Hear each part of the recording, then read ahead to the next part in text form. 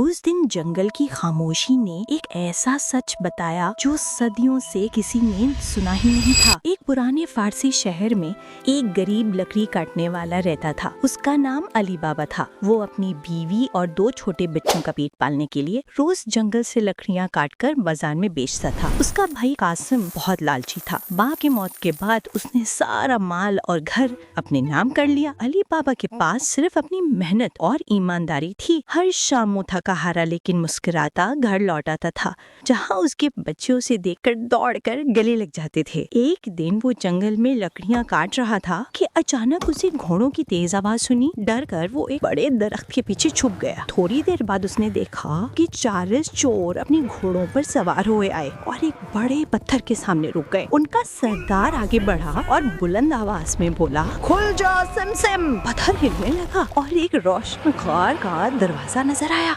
अली बाबा का मुंह खुला का खुला रह गया। उसने ऐसा मंजर कभी नहीं देखा था। जैसे ही चोर चले गए, अली बाबा धीरे से अपने छुपने की जगह से निकला। उसने देखा कि पहाड़ के सामने एक बड़ा पत्थर है जो अब शांत खड़ा है। अली बाबा ने सोचा, ये क्या राज है? मैं भी कोशिश करता हूँ। खुल जा सिमसिम। और देखते ही देखते वो पत्थर हिला और अंदर का दरवाजा खुल गया। अली बाबा की आंखें भर गई हैरानी से। उसके सामने था एक चमकता हुआ खजाना, सोने के सिक्के, चांदी के बर्तन, हीरे, मोती और अनमोल ज्वेल्स। या अल्लाह, ये तो सपनों का खजाना है। उसने सोचा, बस थोड़ा सा ले लेता हूँ। फिर उसने एक बोरी उठाई और उसे सोने के सिक्कों से भर लिया। फिर बोला, बस इतना काफी है, लालच नहीं करनी चाहिए। अली बाबा घर लौट आया और बोरी अपनी बीवी के आगे रखी। बोरी जैसे ही उल्टी, सिक्के गिर गए और पूरा कमरा रोशन हो गया। ये सब कहाँ से मिला अली बाबा? अल्लाह का करम समझियो। गिनती के लिए कासिम के घर से तराजू ले आओ। बीवी तराजू लेने निकली और अली बाबा अंदर सोचने लगा, अब इस राज को छुपाना होगा। जैसे ही कासिम के घर तराजू लेने पहुंची, कासिम की बीवी की नजर तुरंत उस पर पड़ गई। कासिम की बीवी बोली, ये इस बोरी में क्या है? अली बाबा की बीवी घबरा गई।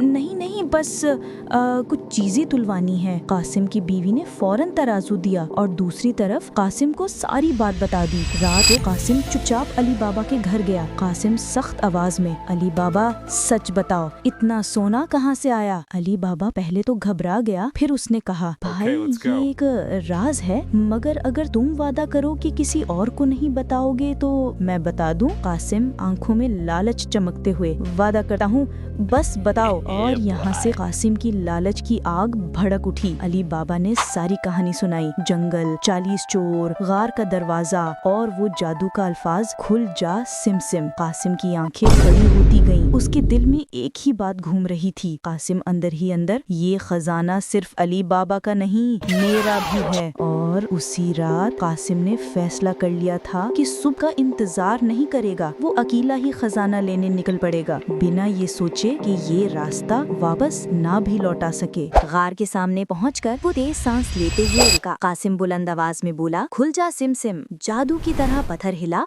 और दरवाजा खुल गया। कासिम दौड़ा दौड़ा अंदर घुस गया और फिर वो मंजर देखा जिसने उसकी होश उड़ा दिए। चारों तरफ सोना ही सोना था, सिक्के, हीरे, मोती, हर किस्म का खजाना। वो दीवानों की तरह हंसा, ये सब मेरा। उसने बोरियां उठाई और इतनी जल्दी जल्दी भरने लगा कि उसके हाथ कांपते जा रहे थे। वो बार बार खच्चरों को देखता और फिर और भरने लगा, लेकिन खजाना इतना था कि कासिम की लालच और बढ़ गई। बस और थोड़ा सब चाहिए। इस होशो हवास में वो एक मौका पर रुकर दरवाजे की तरफ देखता और फिर उसका चेहरा सफेद पड़ गया। वो अल्फाज उसे याद ही नहीं रहे। खुल जा गेहूं, खुल जा जौ, खुल जा कुछ तो। दरवाजा हिलता ही नहीं। गार अंधेरे से भरने लगी। कासिम के माथे पर पसीना आ गया। तभी बाहर से घोड़ों की ताप गूंज उठी। वो तस्लीम करने से पहले ही समझ गया, चोर वापस आ गए हैं। चोर गार में घुस आए। उनका सरदार आगे बढ़ा, आंखें लाल, गुस्से से जलती हुई। हमारे राज तक कौन पहुंच गया? कासिम पीछे हटा, लेकिन देर हो चुकी थी। सरदार ने ना रहम की नजर की, ना वक्त जाया किया और गार का अंधेरा उसकी हमेशा की खामोशी बन गया।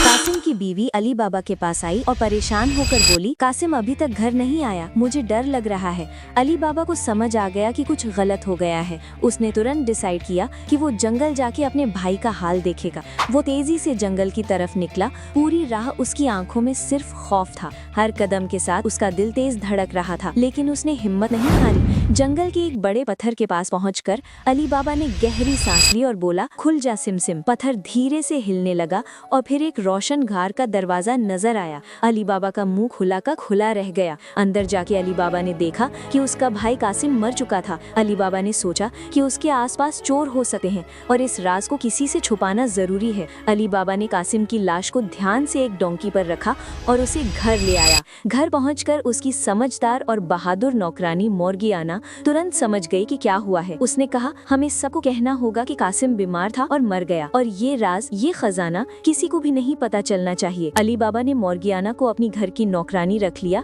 ताकि वो हर वक्त उसके साथ रहे और राज का ख्याल रखे।